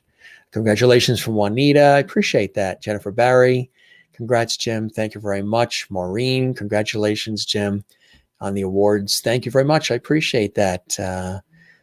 It's wonderful when you're recognized by your peers and you're competing with people around the world who do work that you do.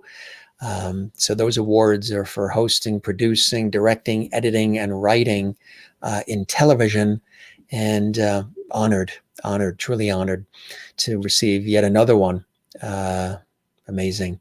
Gang, we're going to say goodnight. Love you all. You guys take care. You be well.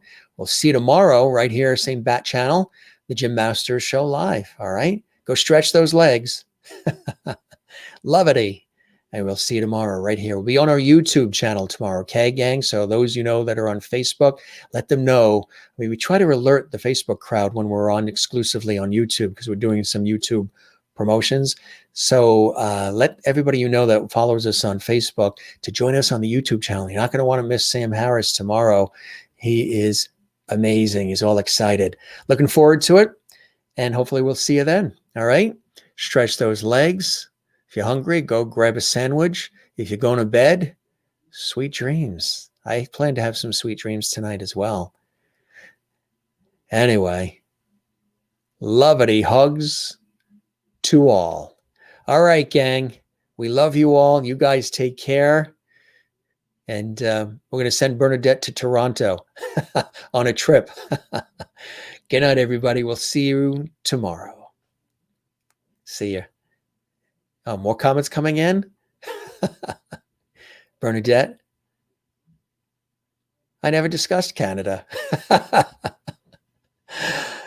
Anyway, we're going to send you to Toronto. Love you guys. Again, as I said earlier on the Facebook pages, make sure you laugh and let it out when you want to laugh too. It's the best contagious there is.